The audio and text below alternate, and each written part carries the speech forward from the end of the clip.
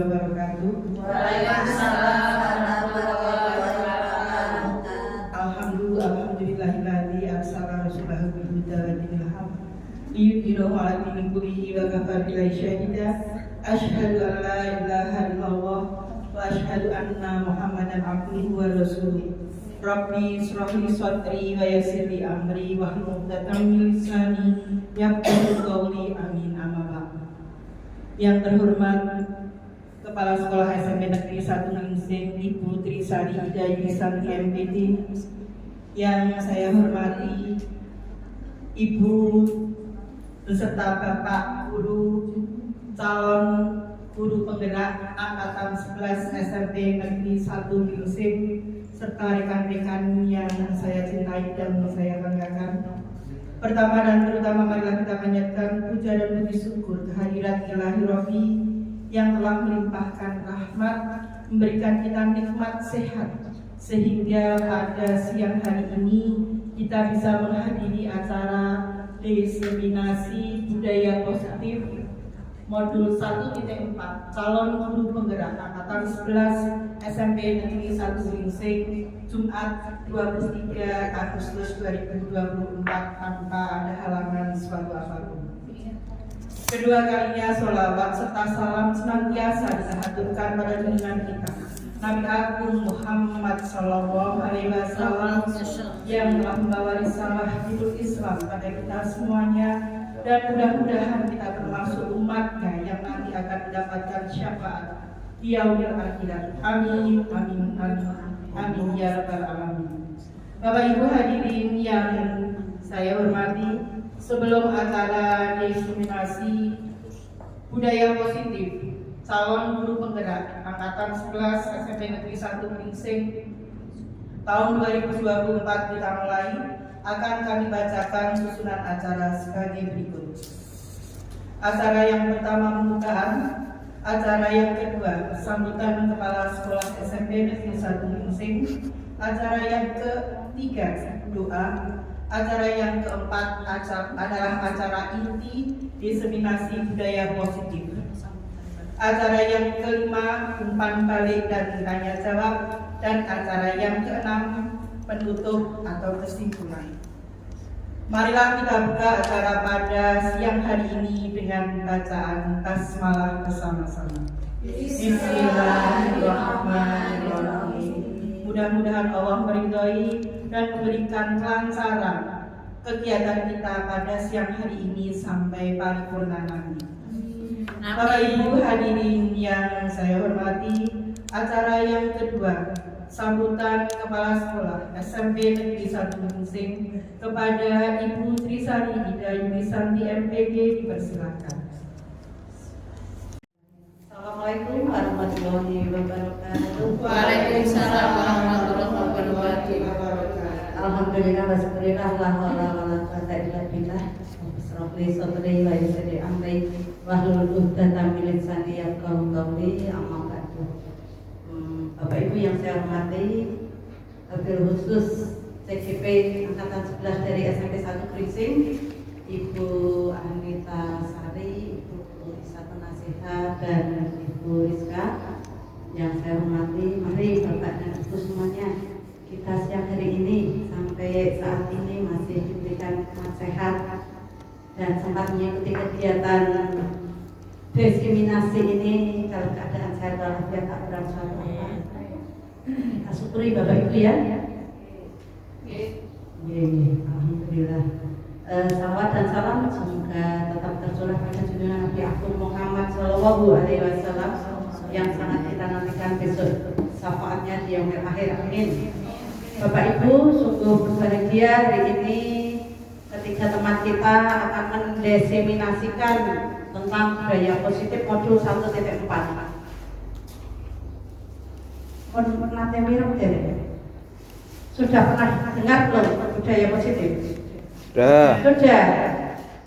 Sudah tahu ilmunya? Belum. Oh, belum, hanya baru mendengar. Itu angkatan 11 sih. Iya Bapak dan Ibu, karena pemilihan teman-teman yang dideseminasi memang terbatas karena kesibukan kita bekerja, sehingga syukurlah kalau panjenengan belum tahu, betul-betul belum tahu. Jadi hari ini kita niatkan ya Bapak Ibu untuk mendengarkan ilmu dari ketiga teman kita ini, supaya apa Bapak Ibu, kita tahu persis. Ini kan sekarang marak, sering disebut-sebut budaya positif. Itu apa sih? Manfaatnya apa sih? Contoh-contohnya kayak apa? Kalau bagi ibu sering mendengar, tapi juga sering melihat. Katanya sudah didengung-dengungkan budaya positif, tapi di sekolah kita sendiri saja masih sering muncul. Bapak Ibu terhipnotis oleh kondisi kenakalan siswa, ya. Kadang-kadang kita terbawa arus ya, gemes gitu. Jadi belum bisa membudayakan budaya positif di lingkungan sekolah kita secara 100%. Dan hari ini alhamdulillah teman kita mau sampaikan, diniati belajar Bapak Ibu. Mudah-mudahan ketiga teman kita ini nanti menyajikan contoh-contoh. Hari ini kayaknya gampang, sepertinya gampang, tapi untuk pelaksanaannya segitiga restitusi ini kok ya berarti mental kita sendiri belum matang. Mental gurunya memang perlu ditempa dulu, dan hari ini mudah-mudahan menambah semangat kita untuk selalu membudayakan budaya-budaya positif di lingkungan sekolah. Itu saja Ibu. Siap bertiga siap ya, kami sudah siap menerima ini. Siap betul Bapak Ibu? Siap ya. Bismillah, kita niati untuk belajar, dan kepada bertiga teman yang sampaikan, usahakan untuk contohnya lebih diperbanyak atau nanti. Saya nggak tahu ini isinya kayak apa, belum tahu. Ya, itu saja dari Ibu. Mudah-mudahan hari ini kita dapat ilmu dan bisa melaksanakan di lingkungan SMP Negeri 1 Gingsing. Ibu akhiri, wassalamualaikum warahmatullahi wabarakatuh. Waalaikumsalam warahmatullahi wabarakatuh.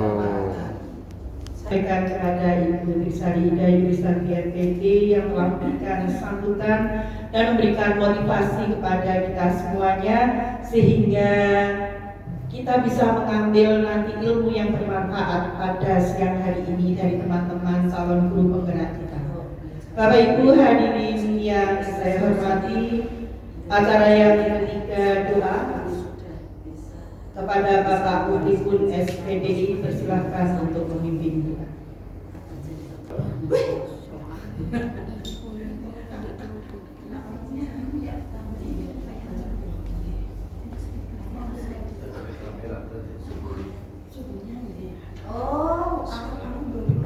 Assalamualaikum warahmatullahi wabarakatuh. Waalaikumsalam warahmatullahi wabarakatuh. Sama-sama kita berdoa untuk lancarnya kegiatan di siang hari ini, dan semoga apa yang disampaikan mendatangkan manfaat bagi kita semua, dan khususnya nanti bisa kita laksanakan untuk anak-anak kita semua juga. Untuk semua ini, mari bersama-sama kita berdoa semoga Allah meridhoi. Ridhoilah wa nisabati Rasulillah. Al-Fatihah. A'udzubillahi minasyaitonir rajim. Bismillahirrahmanirrahim. Alhamdulillahirabbil alamin. Ar-Rahmanir Rahim. Maliki yaumiddin. Iyyaka na'budu wa iyyaka nasta'in. Ihdinas siratal mustaqim. Siratal ladzina an'amta 'alaihim ghairil maghdubi 'alaihim waladdallin. Amin. Assalamualaikum warahmatullahi wabarakatuh.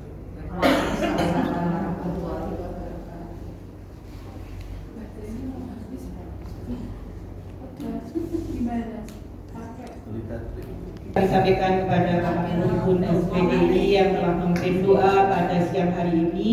Mudah-mudahan Allah meridhai dan memberkahi kita, apa yang kita dapatkan nanti bermanfaat. Amin. Bapak Ibu hadirin yang saya hormati, acara yang keempat adalah acara inti Penyampaian diseminasi budaya positif. Calon guru penggerak Angkatan 11 SMP Negeri 1 Gringsing. Yang pertama, penyajian pertama akan disampaikan oleh Ibu Isatun Nasiha SPD. Kepada Ibu Isatun Nasiha SPD dipersilakan.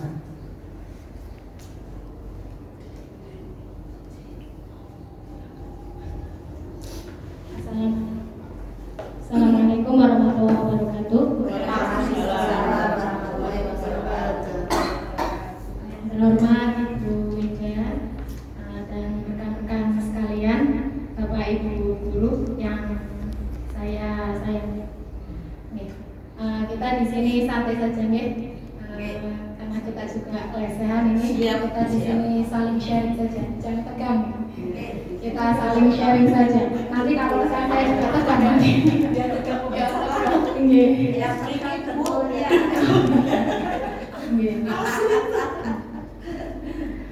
Di sini kami bertiga akan mendiseminasikan modul 1.4 tentang budaya positif. Ada saya sendiri Isabel Nasiha dan rekan saya Ibu Rizka Agustiana dan Ibu Anita Sari. Selanjutnya dalam disiplin dalam budaya positif itu ada pokok pemaparannya, yaitu antara lain ada 6 ya. Yang pertama yaitu disiplin positif dan nilai-nilai kebajikan. Terus yang kedua teori motivasi, hukuman dan penghargaan. Terus yang ketiga keyakinan kelas. Keempat kebutuhan dasar manusia dan dunia berkualitas. Kelima posisi kontrol guru. Terus yang keenam segitiga restitusi. Nanti di sini saya akan memaparkan materi yang pertama dan kedua, yaitu disiplin positif dan nilai-nilai kebajikan serta teori motivasi. Next. Sebelumnya, ini mungkin Bapak Ibu sudah pernah mendengar apa yang dimaksud budaya positif di sekolah. Kira-kira Bapak Ibu sudah pernah mendengar dan tahu? Ada yang mau menyampaikan pendapatnya? Terus yang kedua, apa yang dimaksud disiplin positif? Ada budaya positif, ada disiplin positif. Ada yang mau menyampaikan? Bu Asep mungkin?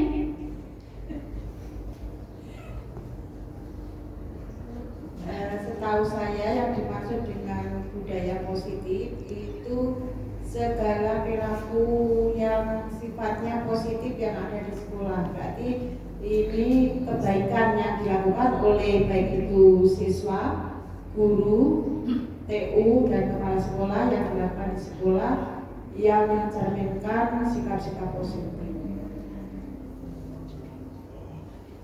Terima kasih Bu Asep. Ya, luar biasa sekali ya. Ternyata Bu Asep sudah mengetahui apa sih budaya positif, apa sih disiplin positif itu. Ya, kurang lebihnya seperti itu ya, kurang lebihnya. Next. Nah, secara singkatnya seperti ini. Apa yang dimaksud budaya positif? Budaya itu kan kebiasaan ya. Jadi budaya positif adalah kebiasaan yang terjaga sebagai perwujudan dari nilai-nilai atau keyakinan universal yang diterapkan di sekolah.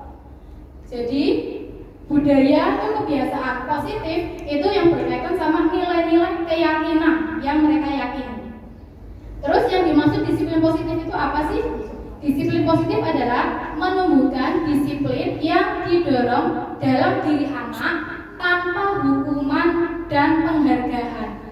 Jadi benar-benar dari dalam diri mereka sendiri, tanpa ada rasa takut hukuman atau pengen mendapat penghargaan. Itu adalah disiplin positif. Next. Selanjutnya, pematikan ya. Coba apa yang dimaksud disiplin positif di sekolah? Kalau tadi kan disiplin positif secara umum. Kalau di sekolah, apa itu yang dimaksud disiplin positif di sekolah? Terus yang kedua, jika muncul kata disiplin, kata apa sih yang terlintas pertama kali? Coba ada yang mau menyampaikan pendapatnya? Bu Juni mungkin? Oke, assalamualaikum warahmatullahi wabarakatuh.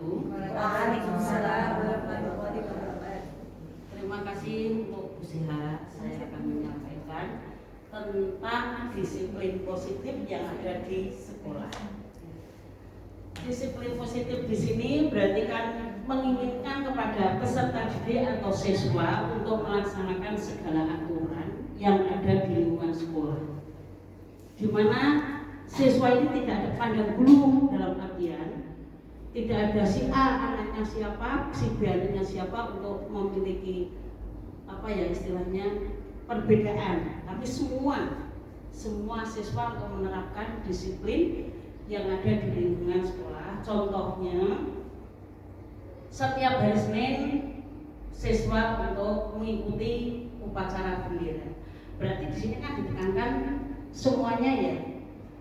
Terus ada lagi disiplin yang lain, misalnya disiplin dalam mengerjakan tugas. Itu juga ada kaitannya di lingkungan sekolah. Berarti intinya dalam disiplin positif menurut saya bahwa setiap siswa ataupun peserta didik berarti memiliki hak dan kewajiban berkaitan dengan kedisiplinan ataupun taat pada peraturan yang berlaku khususnya di lingkungan sekolah. Terima kasih, mungkin itu yang saya sampaikan. Kalau Assalamualaikum warahmatullahi wabarakatuh. kalau dengar kata disiplin yang terlintas dalam pikiran Bu Juni itu apa?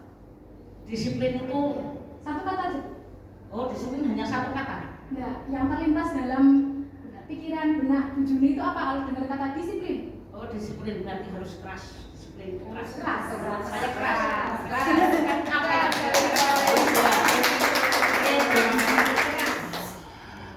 Keras.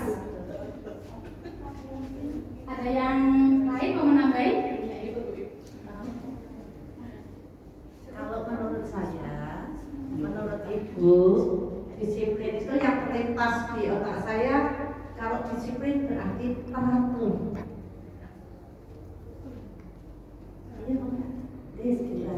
Teratur. Iya. Ya, terima kasih Bu Juni dan Ibu Ijam. Jadi beraneka ragam ya ketika kita dengar kata disiplin yang terlintas dalam benak kita itu beraneka ragam. Kalau saya sendiri kalau dengar kata disiplin itu pemikiran saya harus taat, harus patuh gitu. Jadi kalau dengar kata disiplin ya harus taat, harus patuh gitu. Kalau saya jadi apa yang dimaksud disiplin positif di sekolah? Tadi kan secara umum, kalau sekarang di sekolah, fokus di sekolah. Disiplin positif merupakan pendekatan mendidik anak, karena kita fokusnya di sekolah.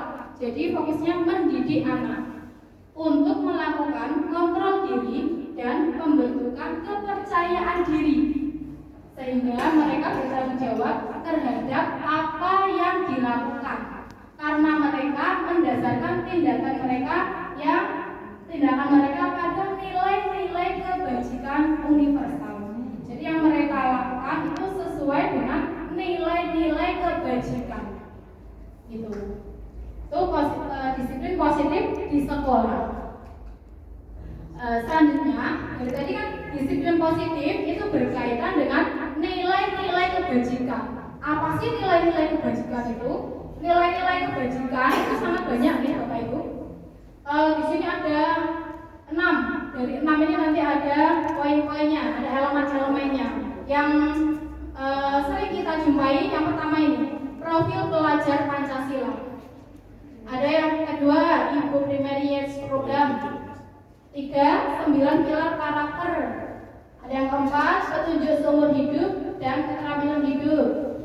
5, The Seven Essential Virtues. Ada yang 6, The Virtues Project. Nanti kita ngambil contoh 3 saja ya, 3 dari atas. Dari profil pelajar Pancasila, Ibu, dan yang ketiga 9 pilar karakter. Apa saja sih nilai-nilai kebajikan dari ketiga ini? Yang pertama, profil pelajar Pancasila. Ini mungkin kita sudah hafal semua nilai kebajikan yang ada di profil pelajar Pancasila. Ada 6 nilai. Yang pertama, beriman bertakwa kepada Tuhan Yang Maha Esa dan berhak mulia. Yang kedua, mandiri. Terus yang ketiga, bernalar kritis. Yang keempat, berkebinekaan global. Kelima, bergotong royong dan kreatif. Ini adalah nilai-nilai kebajikan yang ada pada profil pelajar Pancasila. Ini mungkin kita sudah hafal semua ya, sudah ada lagunya juga. Selanjutnya yang kedua, IPO Primary Years Program. Itu ada banyak sekali Bapak Ibu. Ini ada nilai kebajikan sangat banyak sekali. Antara lain ada toleransi, rasa hormat, integritas, mandiri, menghargai, antusias, empati, keingintahuan, kreativitas, kerjasama, percaya diri, komitmen. Itu dari IPO Primary Years Program. Itu nilai kebajikannya sangat banyak. Atau yang ketiga dari 9 pilar karakter. Ini ada cinta Tuhan dan segenap ciptaannya. Jadi selain diajari untuk cinta kepada Tuhan, juga kita mengajarkan cinta kepada ciptaan Tuhan. Terus yang kedua ada kemandirian dan tanggung jawab, ada kejujuran, ada hormat dan santun, ada dermawan, suka menolong, percaya diri, kreatif, pekerja keras, kepemimpinan juga ini di 9 pilar ada ya. Terus baik, rendah hati, gitu. Ini ada di 9 pilar karakter. Terus selanjutnya ada teori motivasi, hukuman dan penghargaan. Jadi setiap perilaku manusia yang dilakukan oleh manusia itu biasanya ada motivasinya Bapak Ibu. Jadi biasanya didasarkan kalau ketiga motivasi ini, salah satu dari 3 motivasi ini, yaitu yang pertama ada menghindari hukuman, yang kedua mendapatkan penghargaan, dan yang ketiga menghargai diri sendiri. Kalau yang motivasi 1 dan 2 ini biasanya dikatakan motivasi ekstrinsik atau motivasi dari luar. Sedangkan yang ketiga itu motivasi intrinsik atau motivasi dari dalam dirinya sendiri. Untuk motivasi menghindari hukuman, itu contohnya ya murid kita saja. Contohnya murid kita dalam mengerjakan tugas gitu ya, dikasih tugas terus mengerjakan. Dia mengerjakannya karena takut jika tidak mengerjakan itu dapat hukuman, misal disuruh maju sama Bu Titin atau ya dihukum nyanyi atau apa gitu. Iya. Jangan, nggak boleh ya. Itu contoh mengerjakan sesuatu tindakan karena menghindari hukuman, atau datang ke sekolah karena datang tepat waktu karena motivasinya menghindari hukuman, nanti dicegat sama Mas Joko nek datang tepat waktu dikasih hukuman sama dia gitu. Itu berarti dari luar, dari karena takut mendapatkan menghindari hukuman. Terus yang kedua mendapatkan penghargaan. Ini juga motivasi dari luar juga Bapak Ibu. Contohnya mengerjakan tugas karena saya mau mengerjakan tugas biar nilainya bagus, biar dapat pujian dari Bu Titin misalnya ya. Ya, Bu Titin Iya. Dapat pameran dari ikut termasuk enggak? Contoh lain juga, misal ayo siapa yang mau maju? Saya maju. Nanti dikasih permen. Masa kelasnya menyediakan permen di kelas, yang mau maju dikasih permen. Langsung pada maju semua. Itu berarti motivasinya karena ingin mendapatkan penghargaan, ingin mendapatkan hadiah. Itu juga motivasi dari luar. Terus yang ketiga, menghargai diri sendiri. Nah, ini yang susah Bapak Ibu. Motivasi yang dari dalam diri sendiri ini yang paling susah. Jadi anak itu benar-benar sadar bahwa datang tepat waktu itu yang harus, itu tanggung jawab saya, harus datang tepat waktu. Itu benar-benar dari dirinya sendiri, tidak karena takut menghindari hukuman atau ingin mendapatkan penghargaan. Ini yang sangat susah. Kadang saya juga susah ini menghargai diri sendiri, ini motivasi dari menghargai diri sendiri ini. Iya. Ini yang paling susah ini. Ya, dari ketiga motivasi ini, kesimpulannya apa Bapak Ibu? Bahwa motivasi yang paling bagus itu adalah motivasi yang dari. Ya baiklah Bapak Ibu, itulah pemaparan saya tadi tentang disiplin positif dan teori motivasi. Jadi disiplin positif itu harus kita jalankan ya Bapak Ibu. Gimana sih kalau disiplin positif itu tidak dijalankan di sekolah? Kira-kira apa yang terjadi? Sekolahnya amburadul beda. Jadi disiplin positif harus diterapkan di sekolah kita. Jika kita sudah menerapkan disiplin positif, nanti akan membentuk karakter yang bagus siswanya ya. Muridnya jadi berkarakter bagus, nanti akan muncul nilai-nilai kebajikan tadi. Setelah nilai-nilai kebajikan tadi muncul, nanti akan tercipta sekolah yang nyaman, yang aman, tertib. Ya, seperti itu. Jika sekolahnya tidak menerapkan disiplin positif, ya sekolahnya biasa saja. Oh, SMP 1 gitu. Misalnya ya biasa saja sekolahnya, tidak ada yang spesialnya seperti itu.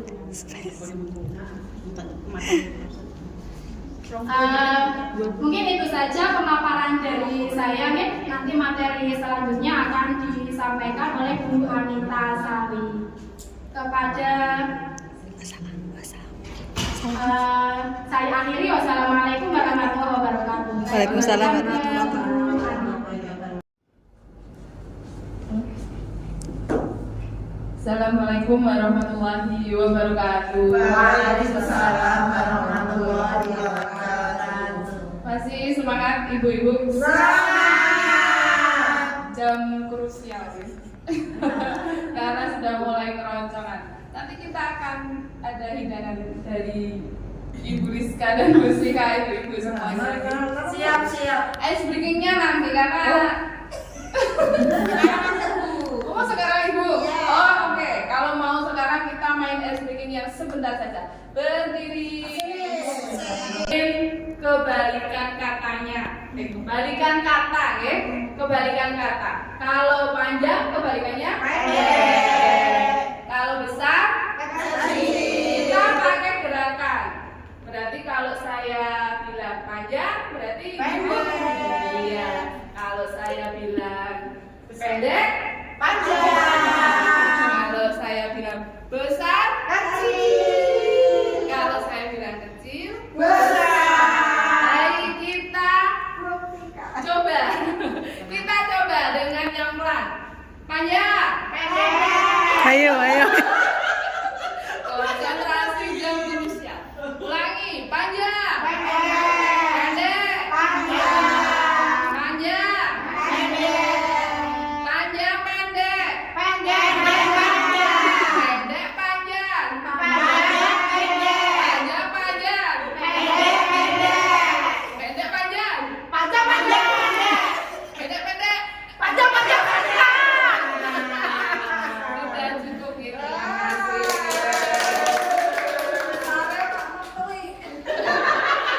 Iya, bisa dulu. Iya.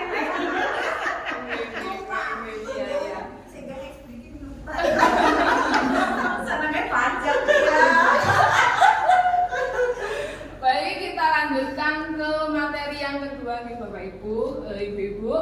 Materi yang kedua yaitu tentang keyakinan kelas. Yang kedua adalah kebutuhan dasar manusia dan dunia berkualitas. Yang saya garis bawahi hanya kebutuhan dasar manusia saja.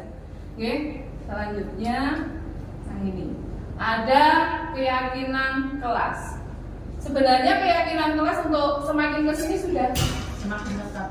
sudah semakin sering kita dengar di ibu-ibu ketika mulai pembelajaran tahun ajaran baru.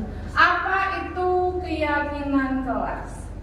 Adakah yang tahu dan memberikan pengertiannya?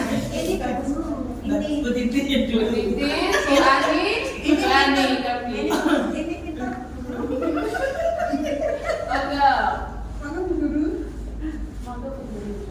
keyakinan kelas. Keyakinan kelas itu hampir sama dengan kesepakatan yang harus ditaati oleh anak-anak di dalam kelas, di mana kesepakatan kelas itu sudah dibuat bersama-sama, dibangun bersama-sama oleh seluruh warga kelas tersebut. Mungkin ada tambahan lagi. Yang lain mungkin Bu Ida, Bu Aja, monggo. Ya, terima kasih Berikom.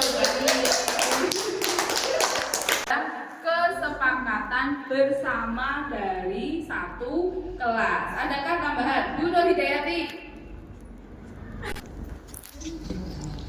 Ini saya malah mau bertanya.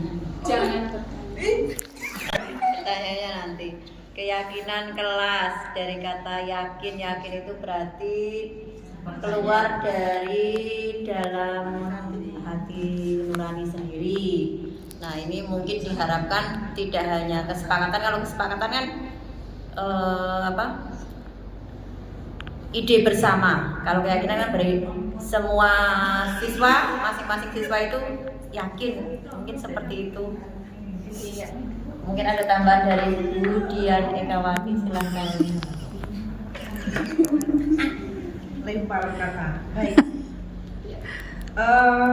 Tadi sudah disampaikan oleh Bu Ani dan Bu Ida terkait dengan keyakinan kelas. Di sini bahwa perlu ditekankan bahwa yang namanya yakin itu kan dari diri sendiri ya, sehingga yang dikatakan dengan keyakinan kelas itu adalah mempercayai sesuatu yang baik yang perlu dilaksanakan itu diawali dari diri sendiri. Kemudian apabila nanti setiap siswa sudah memiliki keyakinan masing-masing, baru nanti dituangkan dalam kesepakatan kelas yang nantinya dilakukan bersama-sama seperti itu. Terima kasih. Beri aplaus.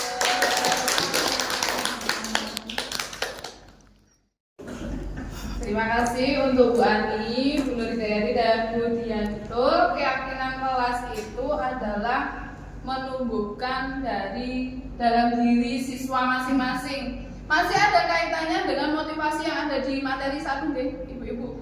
Tadi materi 1 itu motivasinya semuanya sekarang kita harus menumbuhkan motivasi intrinsik bukan ekstrinsik lagi. Kalau saya masih ekstrinsik, berangkat pagi karena takut gerbangnya ditutup.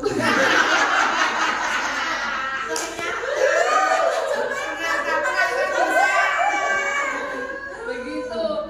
Ya, tapi harapan kita memang mana sih Bapak Ibu guru, mana sih yang punya harapan jelek kepada anak didiknya gitu. Semuanya menginginkan anak didik yang berakhlak baik, kemudian dia berbudaya positif yang baik juga.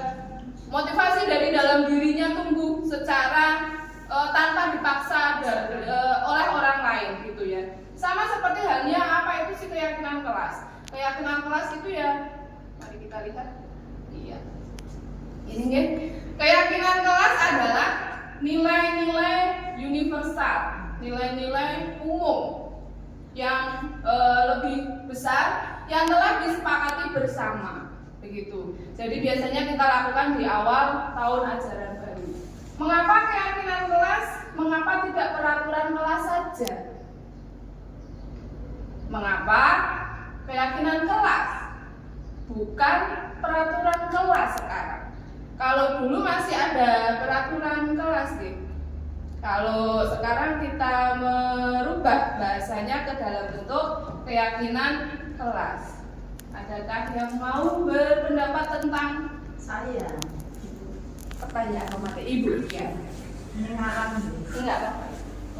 Ibu guru. Menurut saya kayaknya kalau keyakinan itu pengontrolnya diri sendiri, hati nurani. Iya. Ya. Sedangkan kalau peraturan kelas mesti ada yang mengontrol yang luar. Jadi keyakinan kelas lebih ya kesadaran menjalankan apa yang sudah disepakati bersama secara sadar sendiri. Sedangkan peraturan kelas itu ada pengontrolnya dari pihak luar. Biasanya kalau ada pengontrol dari pihak luar sering terjadi gesekan. Gesekan jika terjadi berulang-ulang, dikhawatirkan ada kekerasan. Itu saja dari saya. Benar nggak? Betul sekali Ibu, bahwa kalau keyakinan kelas itu disepakati bersama dengan anak-anak di dalam kelas, dengan murid-murid kita di dalam kelas, mereka mengemukakan pendapat mereka masing-masing, apa yang bisa mereka yakini ketika berada di sekolah, di dalam kelas, begitu. Kalau peraturan sifatnya mengikat, jadi mereka melaksanakannya secara terpaksa. Contoh tata tertib yang biasa kita temui, harus menggunakan sepatu hitam, itu termasuknya peraturan. Tetapi kalau tidak diseragamkan juga kondisi sekolah kita paling belum dan tidak seragam. Next, nah ini ada jawaban alternatifnya. Suatu keyakinan akan lebih memotivasi seseorang dari dalam atau memotivasi secara intrinsik. Seseorang akan lebih tergerak dan bersemangat untuk menjalankan keyakinannya daripada hanya sekedar mengikuti serangkaian peraturan yang mengatur mereka harus berlaku begini atau begitu, yang membuat ketidaknyamanan dan keterpaksaan. Itu kalau peraturan berarti mereka terpaksa, anak-anak itu terpaksa, sedangkan keyakinan dari dalam diri masing-masing. Selanjutnya adalah petunjuk pembuatan keyakinan kelas. Sebenarnya saya sendiri pada saat membuat keyakinan kelas belum yang 100% bisa melaksanakan dengan baik. Bahasa yang saya gunakan kadang masih ada bahasa negatifnya, belum menggunakan kalimat-kalimat yang positif. Ya, yang pertama, keyakinan kelas hendaklah bersifat lebih abstrak, lebih luas. Ya. Kemudian yang kedua, keyakinan kelas dituliskan berupa pernyataan-pernyataan universal. Contohnya adalah misalkan kalau dulu stop kekerasan atau stop bullying. Kalau sekarang bahasanya bagaimana Ibu? Sayangi teman-teman. Nah itu bahasa yang kita gunakan. Terus apalagi nggih? Jangan membuang sampah sembarangan. Iya, jangan membuang sampah sembarangan. Maka kita bisa menggantinya dengan buanglah sampah pada tempatnya. Begitu. Ada lagi? Atau jangan memberantakin buku literasi. Itu bagaimana? Tatalah buku setelah selesai membaca. Tatalah buku setelah membaca. Iya, betul. Tatalah buku setelah membaca, gitu ya. Kemudian yang ketiga, pernyataan keyakinan kelas senantiasa dibuat dalam bentuk positif. Tadi sudah ada contohnya. Keyakinan kelas hendaknya tidak terlalu banyak sehingga mudah diingat dan dipahami oleh semua warga kelas. Selanjutnya, keyakinan kelas sebaiknya sesuatu yang dapat diterapkan di lingkungan sesuai dengan kondisinya. Terus, semua warga kelas hendaknya ikut berkontribusi dalam pembuatan keyakinan kelas lewat kegiatan curah pendapat. Ini yang harus kita diskusi sekarang, Bapak Ibu. Dengan anak-anak mereka harus bisa mengemukakan pendapat mereka masing-masing. Kalau dulu semuanya pusat senternya ke Bapak Ibu guru nggih. Stop seperti ini tidak boleh, dilarang, jangan. Sekarang tidak, anak-anak harus bisa mengemukakan pendapat mereka masing-masing sehingga motivasi intrinsiknya keluar dan mereka meyakini mana yang benar dan mana yang salah. Yang terakhir adalah bersedia meninjau kembali keyakinan kelas dari waktu ke waktu. Keyakinan kelas boleh ditambah jika ada hal-hal baru terjadi di lingkungan sekitar kita. Ya. Selanjutnya adalah kebutuhan dasar manusia. Ya, apa saja sih kebutuhan dasar manusia? Ini ada 5. Yang membutuhkan kebutuhan dasar tidak hanya murid kita saja, Bapak Ibu guru sebenarnya juga butuh. Kalau tidak sama-sama menerapkan, jika tidak sama-sama menerapkan, bisa saja ketika kita mengajar juga kadang keluar tidak ikhlasnya, keluar tidak nyamannya gitu. Kebutuhan dasar manusia itu ada 5. 1, kebutuhan bertahan hidup atau survival. Contohnya itu kalau kebutuhan dasar hidup itu ada sandang, ada papan, dan ada pangan. Betul. Sandang, pangan, papan. Jadi kadang kita tidak tahu latar belakang anak-anak kita, Iya. dalam kondisi keluarga yang seperti apa, mampu atau tidak. Nah, dengan kondisi yang kurang, biasanya motivasi belajar siswa menurun. Kemudian berada di sekolah, maka anak tersebut belajarnya tidak maksimal berada di sekolah, tidak memperhatikan Bapak Ibu guru. Nah, ini yang membuat kita kesal. Yang kedua, cinta dan kasih sayang atau kebutuhan untuk diterima. Kalau cinta dan kasih sayang tidak usah diberikan gambaran. Banyak anak-anak yang mendapatkan cinta dan kasih sayang. Yang ketiga, penguasaan atau kebutuhan pengakuan atas kemampuan. Kalau yang anak-anak murid-murid dari model penguasaan ini biasanya mereka punya jiwa kepemimpinan karena ingin diakui atas kemampuannya mereka masing-masing. Wah, kamu hebat dan lain sebagainya. Itu biasanya seperti itu. Yang keempat adalah kebebasan atau kebutuhan akan pilihan.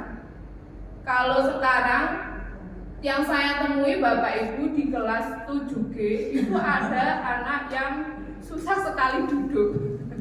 Ketika belajar susah sekali duduk, jadi mungkin ini yang mereka butuhkan adalah kebutuhan dasarnya, kebebasannya terenggut gitu. Jadi pada saat belajar di dalam kelas, bahkan pada saat diskusi dengan teman, ya dia mengikuti saya keliling ke kelompok yang lain, ikut mengawasi begitu. Terus jadikan asisten saja itu. Tapi kalau kebebasannya pengen keluar kelas, nah itu bisa. Itu banyak yang negatif dari itu. Yang kelima adalah kesenangan atau kebutuhan untuk senang.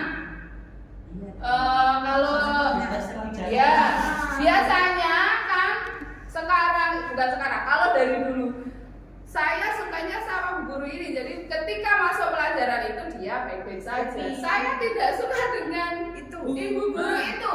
Dia tidak semangat. Itu namanya adalah kesenangan dari kebutuhan anak. Seperti itu. Begitu pemaparan dari saya. Ada tanggapan ibu-ibu? Tanggapannya nanti. Iya. Jadi pemaparan materi yang kedua saya akhiri. Terima kasih atas perhatiannya. Nanti yang ketiga akan dilanjutkan oleh Ibu Rizka Agustiana. Sekian, wassalamualaikum warahmatullahi wabarakatuh. Siap semuanya. Mari kita goyangkan ruangan kiri. Oke.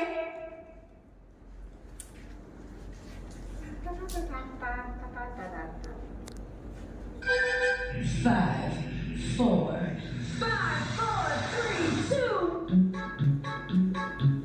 Ayo ya.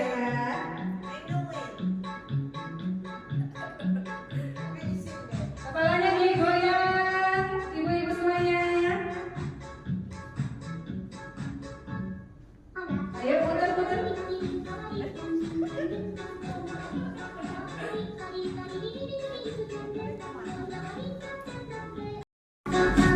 Kali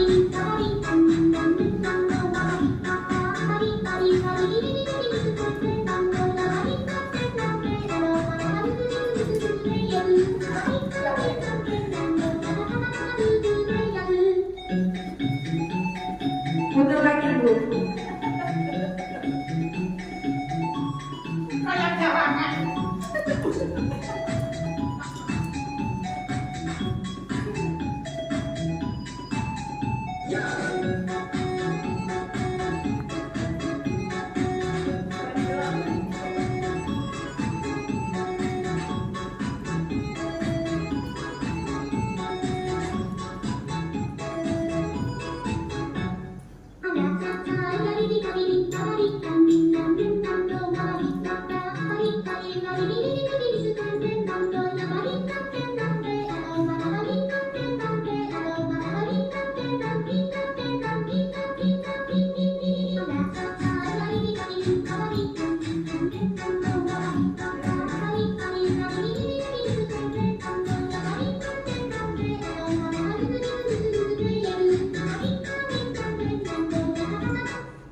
Oke, terima kasih semuanya. Semoga ini membantukan kita ya dari teman-teman. Alhamdulillah. Baik, kita lanjut ke materi selanjutnya yaitu posisi kontrol guru. Pernahkah ibu-ibu pernah mendengar posisi kontrol guru? Ada yang pernah mendengar semuanya? Belum. Oke. Baik, kalau belum berarti kita akan membahas ini supaya kita paham cara detailnya apa itu posisi kontrol guru.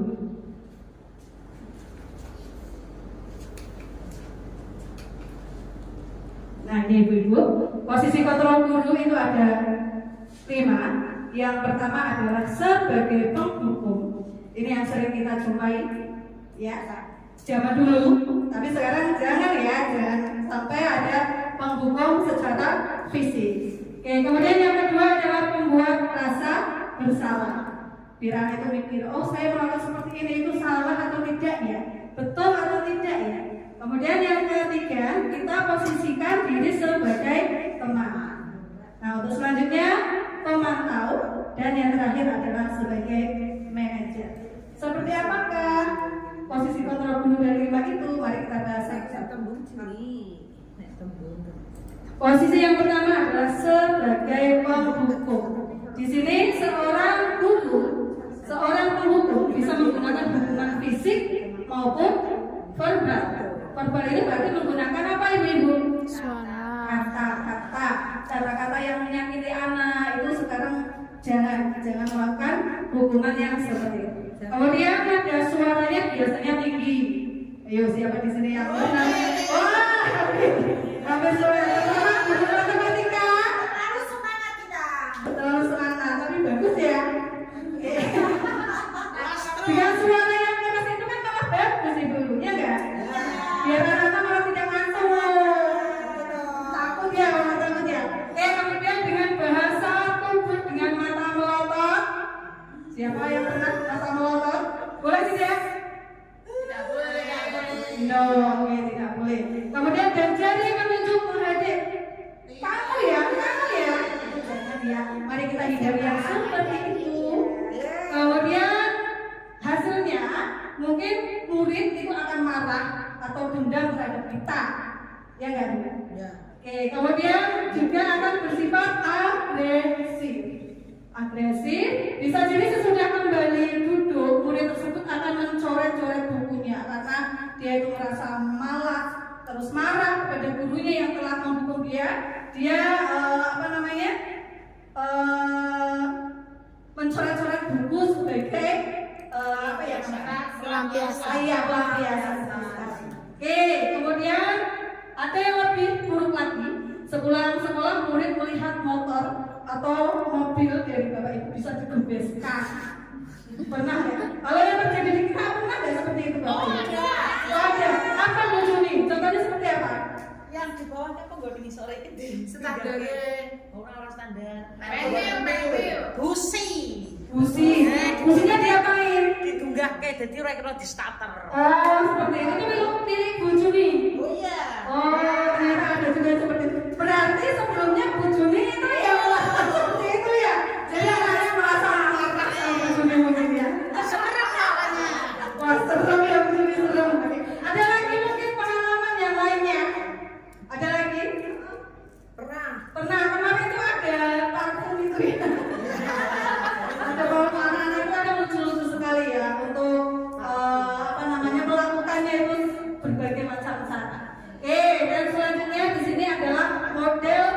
ucapan atau ungkapan yang biasanya digunakan oleh guru sebagai penghukum.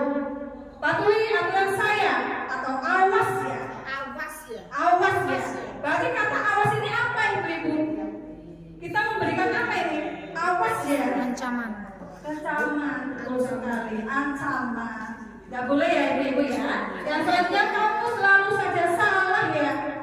Dengan kata-kata seperti itu, kasar seperti itu, mari kita hindari saja Bapak Ibu. Oke, dan lain sebagainya. Selanjutnya yang posisi kontrol selanjutnya yaitu membuat rasa bersalah. Nah, pada posisi ini biasanya guru akan bersuara lebih lembut, yaitu akan bersuara lebih lembut untuk mengungkapkan isi hatinya pada anak tersebut. Kemudian membuat rasa bersalah ini akan menggunakan keheningan yang membuat orang lain merasa tidak nyaman atau bersalah. Jadi kita akan membuat anak itu merasa bersalah atas tindakan yang dilakukannya sendiri. Contohnya ucapannya seperti ini. Ibu sangat kecewa sekali dengan kamu, nak. Kamu itu melakukan kesalahan ini. Nah, itu kan dengan lembut, dengan kata-kata yang lembut. Kemudian yang kedua, ada berapa kali Bapak harus beritahu kamu ya. Gimana coba kalau orang tua kamu tahu bahwa kamu berbuat seperti ini, bagaimana perasaannya? Nah, ini akan memunculkan rasa bersalah anak tersebut. Kemudian di posisi ini murid akan memiliki penilaian diri yang buruk tentang dirinya sendiri. Apakah perbuatan ini benar atau salah?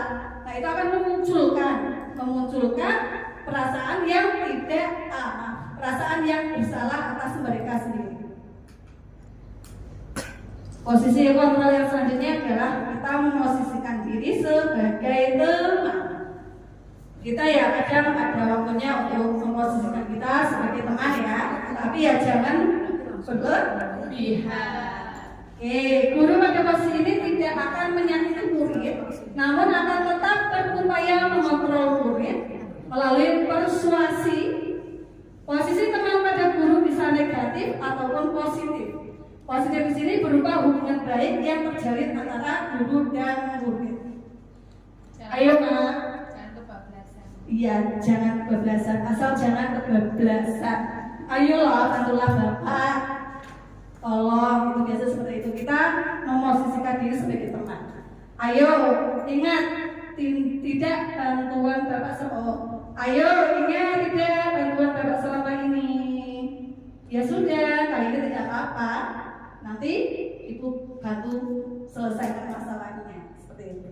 Itu adalah sebagai teman. Kemudian yang sebagai pemantau, biasanya posisinya kita hanya sebagai pengawas, mengawasi.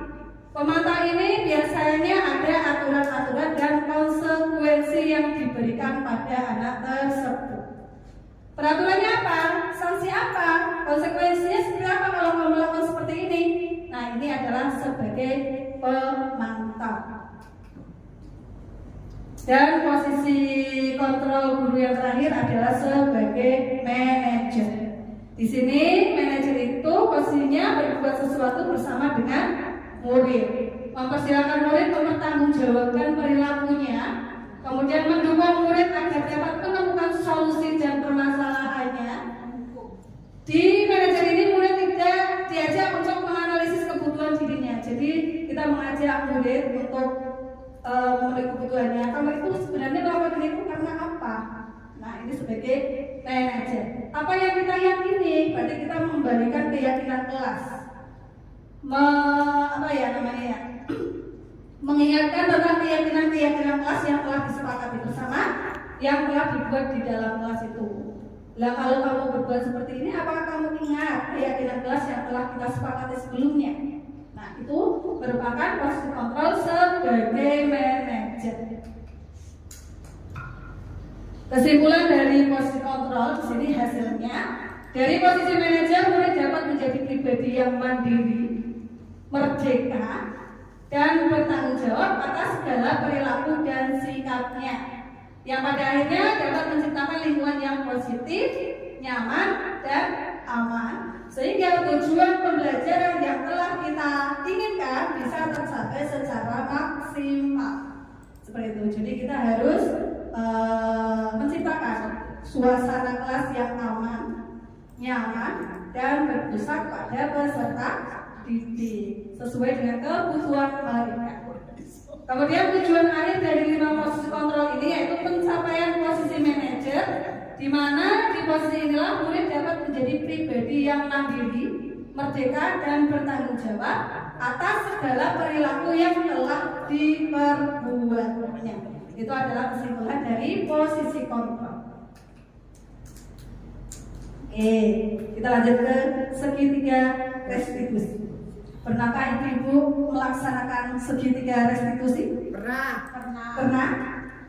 Pernah? Pada waktu kapan itu?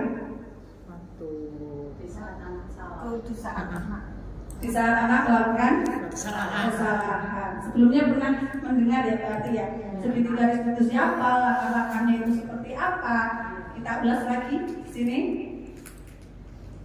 Segitiga restitusi adalah proses menciptakan kondisi bagi murid atau anak untuk memperbaiki kesalahan mereka sehingga mereka bisa kembali ke kelompok mereka dengan karakter yang lebih kuat. Maksudnya kita sebagai seorang guru membutuhkan siswa-siswi yang berkarakternya bagus, betul nggak Bu? Ya, terutama itu karakter yang baik itu akan mensukseskan mencapai pembelajaran yang baik juga. Oke, kemudian di sini ada langkah-langkah segitiga restitusi itu ada 3. Yang pertama adalah menstabilkan identitas. Yang kedua validasi tindakan yang salah. Dan yang ketiga adalah menanyakan keyakinan. Jadi ini ada erat hubungannya dengan posisi kontrol guru yang telah kita pelajari tadi. Kita lanjut.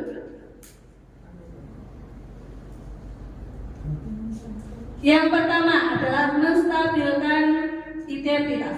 Stabilize the identity.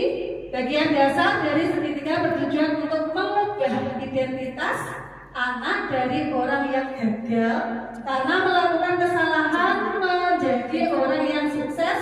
Biasanya ungkapan-ungkapan yang digunakan seperti ini, ibu-ibu. Berbuat salah itu tidak apa-apa, tapi sekali 2 kali, jangan terus-terusan. Itu nanti menjadi sebuah kebiasaan. Itu namanya menstabilkan identitas. Kemudian tidak ada manusia yang sempurna di dunia ini. Itu juga menstabilkan identitas. Saya juga pernah loh melakukan seperti ini, tapi ayolah, itu membangun motivasi anak. Kemudian yang kedua adalah validasi tindakan yang salah. Jadi setiap tindakan kita dilakukan dengan suatu tujuan, yaitu dengan memenuhi kebutuhan dasar. Tadi kebutuhan dasar ada berapa ibu-ibu? 5. Ada 5. Masih ingat ya? Oke, kemudian di sini ada beberapa kata yang biasanya digunakan. Padahal kamu bisa melakukan yang lebih baik, yang lebih buruk dari ini ya. Ini kan berarti kan secara halus tapi ngena di hati. Kemudian yang selanjutnya, kamu pasti punya alasan kenapa kok melakukan seperti ini. Jadi ini kita itu mencari latar belakang kenapa anak-anak itu melakukan hal tersebut. Berarti dalam validasi tindakan ini kita mencari alasan kenapa kok anak-anak seperti ini ya. Dengan kata-kata atau ungkapan yang contohnya seperti tadi. Kamu boleh mempertahankan sikap itu, tapi kamu harus menambahkan sikap yang baru yang lebih positif. Oke, selanjutnya. Dan segitiga restitusi yang terakhir adalah menanyakan keyakinan. Tadi sudah dibahas tentang keyakinan kelas. Kalau anak salah, melakukan kesalahan, kita mengingatkan kembali dengan keyakinan kelas yang sudah dilaksanakan atau disepakati. Kamu tahu konsekuensinya apa melakukan seperti ini? Menurut kamu itu bagaimana? Apakah melanggar kesepakatan kelas yang telah kita sepakati dulu? Nanti anak jawab, iya Bu. Coba bagaimana? Apa yang dilanggar? Apa yang belum kamu lakukan? Seperti itu. Itu adalah tentang menanyakan keyakinan atau seek the belief. Seperti itu ibu-ibu. Terima kasih materinya. Oke, dari saya, dari kami, sekian presentasi yang bisa kami hadirkan. Terima kasih. Wassalamualaikum warahmatullahi wabarakatuh. Waalaikumsalam warahmatullahi wabarakatuh. Pemateri kita dalam acara diseminasi budaya positif, mudah-mudahan kita bisa mengambil manfaat, kita terapkan nanti dalam kita membimbing dan mengarahkan anak didik kita. Bapak Ibu hadirin yang saya hormati, acara yang kelima umpan balik dan tanya jawab. Sekaligus kita pandu Ibu. Ya, kita pandu. Untuk umpan balik dan tanya jawab, yang pertama saya buka dua termin ya Bu. Ya, termin yang pertama dua penanya bisa disampaikan atau bisa ditanyakan kepada ketiga pemateri pada siang hari ini, bisa ke Bu Rizka, Bu Isatun, dan ke Bu Anita Sari. Saya bisa termin yang pertama. Yang pertama monggo Pida.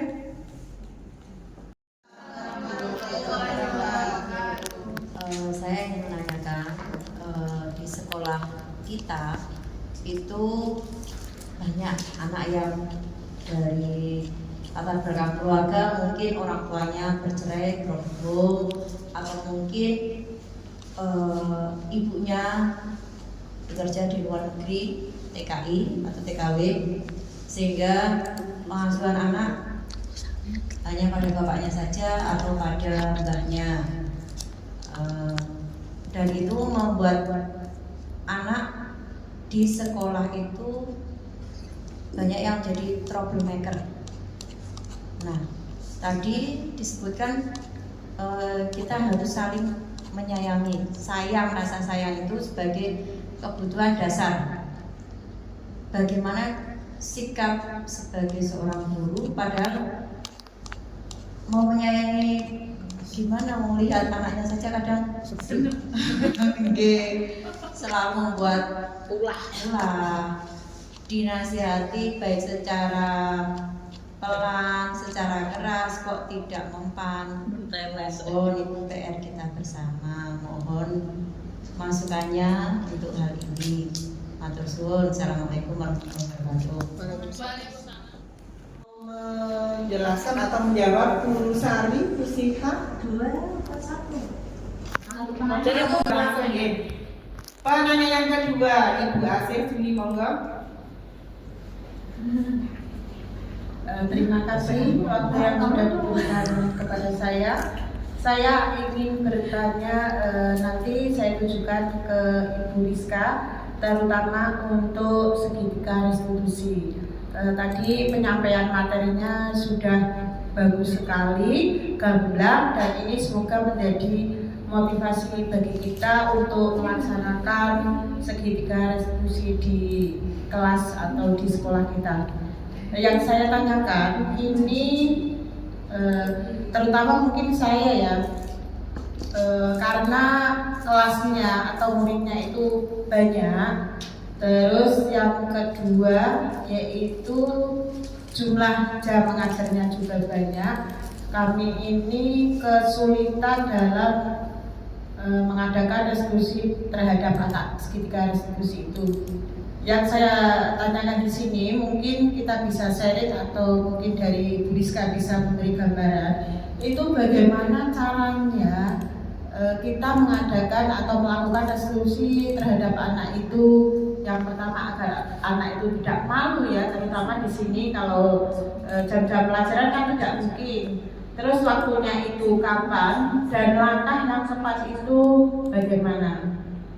Karena ini banyak di sekolah kita, terutama yang perlu direstitusi itu banyak.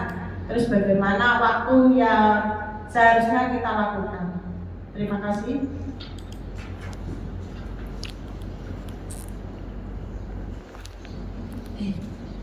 Terima kasih kepada Ibu Asih Juniastuti. Dua penanya sudah menyampaikan beberapa pertanyaan. Yang pertama dari Bu Nur Hidayati Sarjana Sains.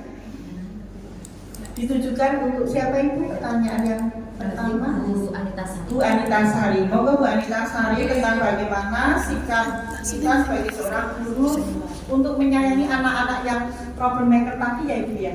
Monggo Ibu Sari. Terima kasih atas pertanyaannya dari Bu Nur Hidayati.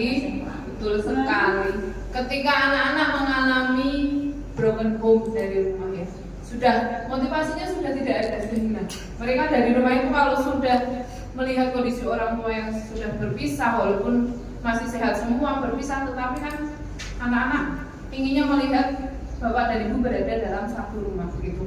Itu saja sudah mengumpulkan satu motivasi intrinsik dari dalam diri anak gitu. Untuk belajar saja sudah susah dari rumah ketika melihat orang tuanya jauh. Apalagi berangkat ke sini bertemu dengan teman-temannya yang dia rasakan, mungkin yang dia mau itu di sini tempat pelampiasan dari rumah, sehingga ketika merasa nyaman di sini, yang penting saya berada di sekolah itu nyaman gitu.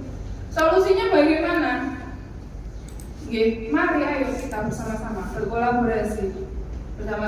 berkolaborasi dan menanamkan 5 dasar kebutuhan manusia itu, memberikan rasa cinta dan kasih sayang. Ketika itu sudah kita terapkan, tetapi masih belum berhasil, dan kita tidak mungkin ibu-ibu banyak sekali di lingkungan kita, di kanan kiri kita, di daerah Grisen, daerah Mulai itu yang berangkat dari rumah anak-anak yang broken dari situ. Dan kemudian kalau sudah di sini anak-anak sudah tidak bisa dikendalikan lagi, ya mau tidak mau ibu kita kembalikan ke orang tua lagi dengan walinya. Kita kolaborasi dengan walinya lagi. Walinya siapa dulu yang datang ke sini? Apakah kedua orang tuanya atau salah satu? Masih bisa diperbaiki, kita masih bisa membimbing anak tersebut. Tetapi kalau sudah mentok maksimal, ya kita harus mengembalikan ke orang tua karena memang sudah tidak bisa diperbaiki lagi. Begitu. Inginnya kita kan kita memberikan rasa nyaman, rasa aman di sekolah, kemudian memberikan pembelajaran yang baik pada anak-anak kita, gitu. Tujuannya kita kan tidak yang membuat hal-hal yang jelek, gitu. Ya harapan kita ketika anak-anak mempunyai masalah dari rumah itu ya mungkin mereka bisa sharing dulu dengan BK. Biasanya kalau yang sekarang anak-anak lebih berani untuk sharing terbuka dengan Bapak Ibu guru BK. Mereka mau bercerita. Kalau yang sekarang ini yang saya temui, mereka berani masuk untuk berkomunikasi dengan Bapak Ibu guru BK gitu. Iya, maten Bu Ida. Ada tambahan mungkin dari Ibu Ida. Nggih. Saya tambahin informasi itu saya setahun pertama di SMP di 1 Trixim hampir patah hati karena saya melihat ada semangat belajar yang kurang dan hubungan yang kurang harmonis antara guru dengan siswa. Saya bingung. Kemudian anak-anak saya kan tidak mengajar, tapi diawali dari di depan saling setiap hari. Saya coba amati, kemudian saya nggak melakukan kesalahan, kok mereka juga menjauh. Saya pikir kalau dengan guru kan ketemu dia melakukan kesalahan atau guru melakukan kesalahan, artinya mencederai hubungan baiknya, gitu kan? Jadi pantas mereka menjauh gitu. Saya bingung loh, anak sini kok nggak ada yang istilahnya mau deket-deket ngobrol sama saya ya, beda dengan sekolah-sekolah lain. Ini kenapa gitu? Saya koreksi diri, saya kenapa toh? Apa saya kelihatan nampak sangat-sangat galak sekali sebagai kepala sekolah atau gimana gitu? Terus saya coba minta data, saya menggerakkan guru BK dan berulang kali saya sampaikan. BK itu 8 anak. sampaikan ke BK, panjenengan itu sahabat anak, panjenengan bukan polisi sekolah. Tolong mulai sekarang sedikit dihindari penghukuman atau apa namanya ya hukuman lah. Biasanya anak-anak yang masuk ke ruang BK adalah anak-anak yang bermasalah. Sekarang cobalah dekati anak-anak yang tidak bermasalah, dipanggil ke BK,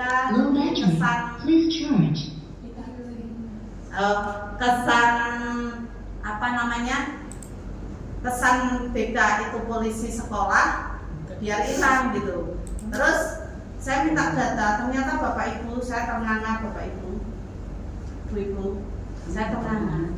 Ternyata siswa kita 30% atau sepertiga dari semua siswa kita yang 750-an 8 saat itu 30%-nya adalah dari kelompok-kelompok marginal, broken home, miskin motivasi, miskin ekonomi. Jadi memang benar salah satu kebutuhan dasar hidupnya tidak terpenuhi. Bahkan dua nih. Satu tadi kan kebutuhan tentang makan, minum, papan, sandang pangan ya. Yang kedua kebutuhan kasih sayang mereka terlalu berat. Maka Bapak Ibu mesti Ibu kepala sekolah ngurusi sekedar siapa itu senja yang itu kok diurusi oleh kepala sekolah. Itu saya sebenarnya ingin mencontohkan pada ibu-ibu sekalian, kalau ada anak yang maaf rupanya dengan kertas piyambak senja kayak apa, dikandani anaknya kayak apa. Jebule setelah saya coba mengerti tentang dia, saya ajak nyuci bareng, setelah itu ada perubahan enggak? Ada. Lah itu salah satu contoh peran kita kepada anak, itu salah satu contohnya itu. Karena anak-anak kita banyak yang itu tadi seperti itu. Jadi jangan memang harus siap mental dulu. Anak-anak kita ada sepertiga yang kebutuhan dasar makan minum papannya kurang, kemudian kebutuhan kasih sayangnya kurang. Itu. Jadi kalau kita mau menuntut mereka seperti zaman-zaman kita yang secara umum itu sekolah itu memang tidak siap sekolah, itu sangat menyenangkan, bakal patah hati. Terus saya tambah dari saya, mereka sudah berat hidup di rumah. Di sini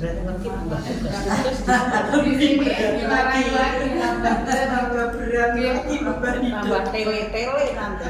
Terima kasih Ibu Ida yang sudah mau menambahkan. Ya, mohon maaf baterainya habis. Baterainya habis Pak. Atas masukannya Ibu Trisari Ida dan begitu Bu Nur Hidayati atas pemaparannya. Ada sudah atau iya.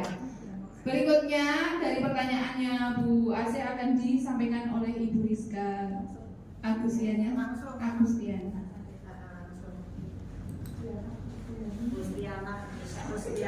Baik, terima kasih Bu Ase atas pertanyaan yang luar biasa dilontarkan pada saya khususnya. Tadi Bu Ase bertanya tentang waktunya kapan untuk menerapkan segitiga restitusi. Betul sekali, kita kondisinya itu memiliki anak didik yang luar biasa banyaknya, hampir 800 anak ya, sekitar 700 berapa sekian gitu, saya nggak hafal itu karena terlalu banyak. Nah, bagaimana caranya menerapkan segitiga restitusi supaya tidak mengganggu hak mereka dan hak kita sebagai seorang guru, kewajiban kita? Maka yang kita lakukan yaitu mengundang mereka sesuai dengan setelah pembelajaran selesai sekitar 5 atau 10 menit. Kita bisa mengundang mereka langsung ke BK bisa, kemudian langsung ke ruang guru juga bisa. Kita lihat konteks permasalahannya. Kalau permasalahannya ringan, berarti kita face to face saja dengan anak ya, tidak perlu dengan pihak BK. Tapi kalau misalnya permasalahannya berat, maka kita harus kolaborasi Ibu Bapak. Kita harus kolaborasi yang pertama dengan pihak BK karena kita memiliki BK di SMP. Kemudian yang kedua, kalau berat sekali berarti kita harus berkolaborasi dengan kepala sekolah. Mungkin seperti itu dari saya, Bu Asep. Bagaimana? Oke. Baik, terima kasih atas pertanyaannya. Saya akhiri. Wassalamualaikum warahmatullahi wabarakatuh. Pertanyaan dari termin yang pertama. Sekarang kita lanjutkan termin yang kedua. Satu penanya nih Bu. Ya, satu penanya. Monggo Bu Juni. Terima kasih. Monggo.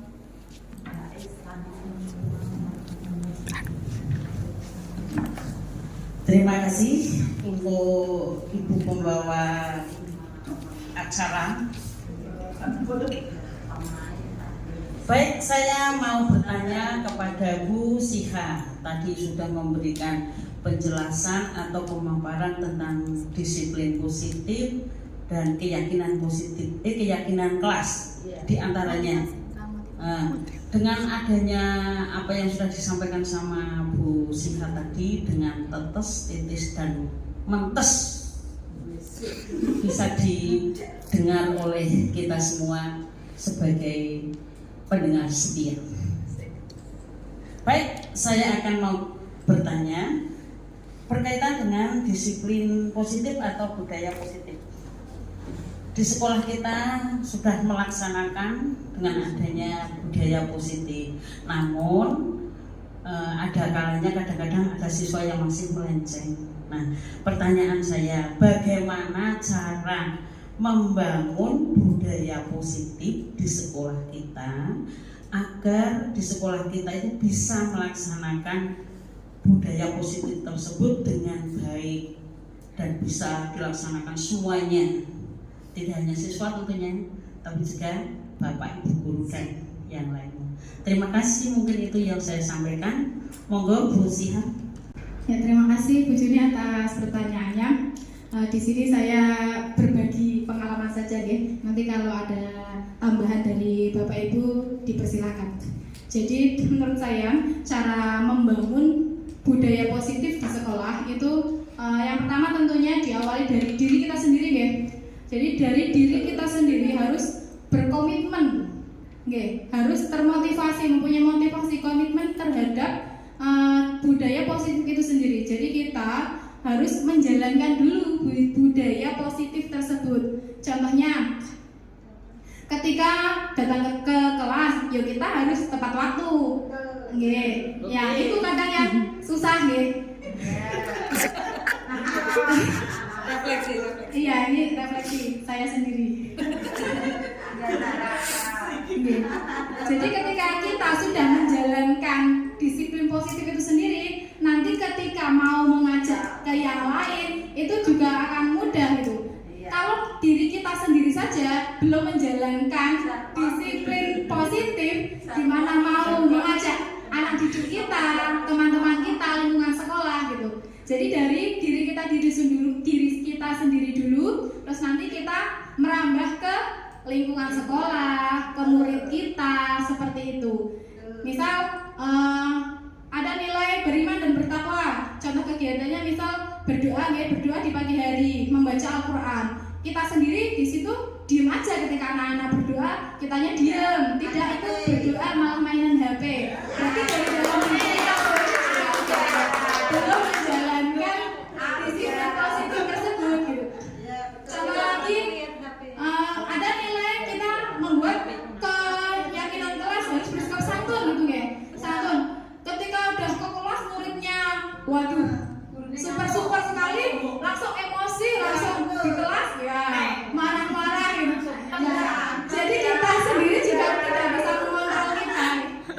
Iya, jadi mari kita sama-sama, saya juga sering berbuat hilaf juga ini, banyak peristiwa juga ternyata teorinya seperti ini gitu. Saya kenyataannya kok masih ya bertolak belakang sekali dengan teori yang ada gitu. Kita sama-sama belajar nih Bapak Ibu. Mungkin seperti itu Bu Juni. Oke, siap, makasih. Ya. Terima kasih dari saya. Wassalamualaikum warahmatullahi wabarakatuh. Yang saya hormati, demikian tadi pemaparan dari 3 teman kita calon guru penggerak angkatan 11 SMP Negeri 1 Gringsing tahun 2024. Sudah dengan gamblang, sudah dengan jelas beliau bertiga memaparkan apa yang menjadi materi yang dibawakan pada siang hari ini. Mudah-mudahan kita semua, kita sebagai pendidik bisa menerapkan semua yang disampaikan oleh ketiga pemapar kita untuk bisa kita terapkan di dalam kelas, bermula dari diri kita sendiri, berimbas ke anak-anak dan untuk semuanya, agar anak didik kita yang ada di SMP Negeri 1 Gringsing tercipta anak-anak yang beriman bertakwa seperti visi misi kita, mewujudkan anak-anak yang berintak. Iya. Demikian apa yang sudah disampaikan oleh ketiga pemapar kita. Saya selaku pembawa acara, dalam membawakan acara awal hingga akhir terdapat kekurangan secara pribadi, saya mohon maaf yang sebesar-besarnya. Sebelum kita tutup, marilah kegiatan kita pada siang hari ini kita tutup dengan bacaan hamdalah bersama-sama. Alhamdulillahirabbil alamin. Terima kasih atas perhatiannya. Billahi taufiq wal hidayah. Wassalamualaikum warahmatullahi wabarakatuh.